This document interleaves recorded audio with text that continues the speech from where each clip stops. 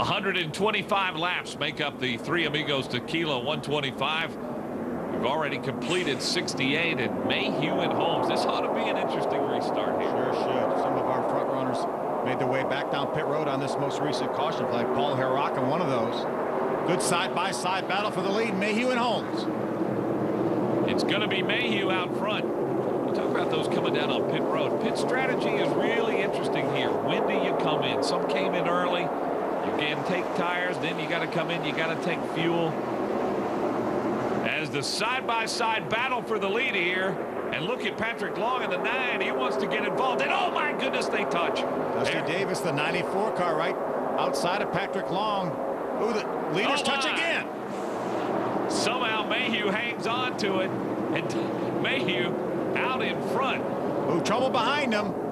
There's a mess back there. The 6 of Luis Martinez Jr. is in it. That was a chain reaction. When those leaders got together up front, there's Cody Cabenzi in the 36 car. When the leaders got together up front, it was a chain reaction, and it went back to the middle of the pack before they started spinning. Well, as you see, the 36 of Cabenzi and the 6 of Luis Martinez Jr. got the worst of that. Somehow Eric Holmes and David Mayhew have survived up front.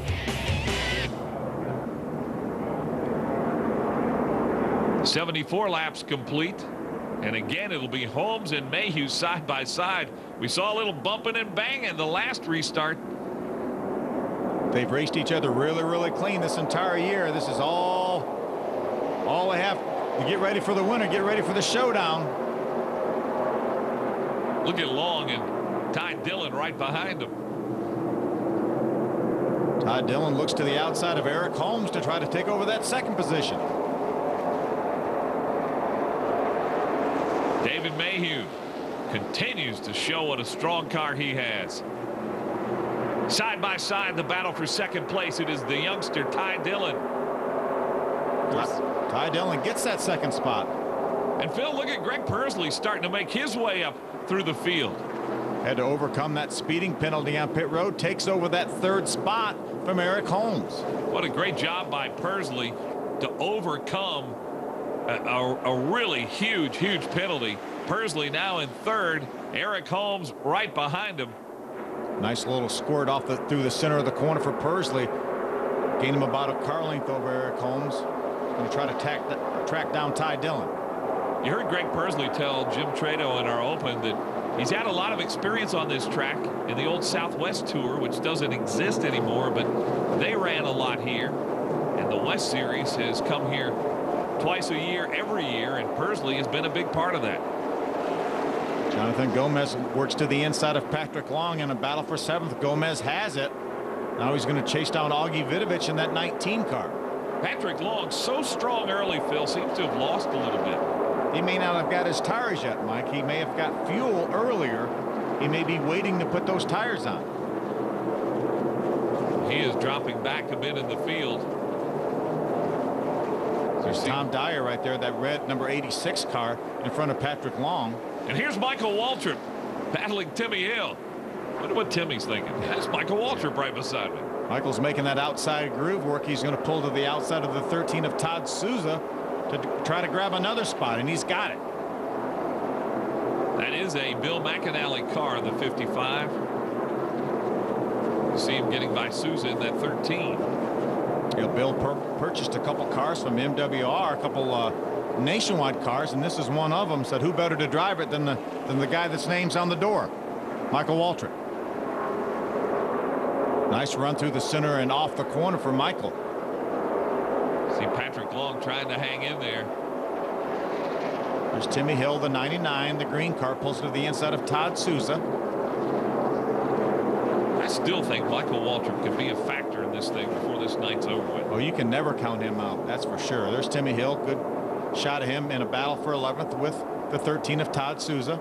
Todd Souza's had some good runs in the series this year. I think he'll be happy with this 2010 season. Todd's had 5 top 10 finishes so far in the 11 races this year. While we were away, Phil, Tom Dyer had some trouble on the track. Yeah, Timmy Hill also got a little bit of damage. Let's see if we can take a look back at what happened. There's Tom Dyer. He's on the outside of Michael Waltrip. They drive down in turn number 1. Ooh, something looked like the right front tire went down. He had nothing he could do about it right there. That's a helpless feeling, isn't it? Sure is. Timmy Hill also got a piece of that incident with the 99 car. Well, that's been cleaned up, and we are ready to go green here. What a great restart by David Mayhew from the outside. Clears Ty Dillon by a couple car lengths before they get to turn 1. 23 laps remain, and right now this is David Mayhew's race. We have a long way to go in this race. Ooh, somebody up against the outside wall. Looked like that might have been Jonathan Gomez or maybe Jacob Gomes in his team car. Mayhew has had the strongest car here tonight, but it's going to be interesting now to see what Ty Dillon has. What about Eric Holmes running in third? Justin Johnson, the 97 car, trying to go to the outside of Ty Dillon. Ooh, their little contact. Justin Johnson got the worst of that. He's going to lose several positions. 3 wide right here. My goodness. How about Persley on the inside? Greg Persley, the pole sitter, and Eric Holmes says, you know what? I might not want a piece of this. Michael Waltrip's going to get by his teammate Eric Holmes. Dusty Davis, the 94 car, on the inside of Gomez. Ooh, more contact. Michael Waltrip got a little squirrely there, able to save the race car. Now look at Persley. If he's able to take the lead back after getting penalized and put in last place, I'm sure he'll consider it the greatest race of his career. There's Michael Waltrip on the inside of Jonathan Gomez. That's the battle for the 5th spot. A lot of smoke. Looks like a tire rub for Gomez. Looks like the left front tire is rubbing on that 22 car. If you're Michael Waltrip, that's a little scary. You want to stay to the inside of him, that's for sure. That's quite a bit of smoke here. I don't know if that smoke's going to go away. You see where that fender's been in on that tire. He's able to keep that spot, though. He was able to get in front of Michael. Dusty Davis in the 94. Now running really strong. He has been very, very patient here tonight to battle for the lead. Persley has caught David Mayhew. What a great recovery by Greg Persley. Pulls to the inside of Mayhew. Let's see if he can beat him off at turn number 2. Mayhew has been strong all night. And you looked at this race and who has what? Persley really has, in my mind, the only car that has a chance to beat Mayhew. What a great side-by-side battle here. Persley's going to squirt out through the center of the corner. He has him cleared. Nope, he's not going to pull up. Mayhew fights back on the outside.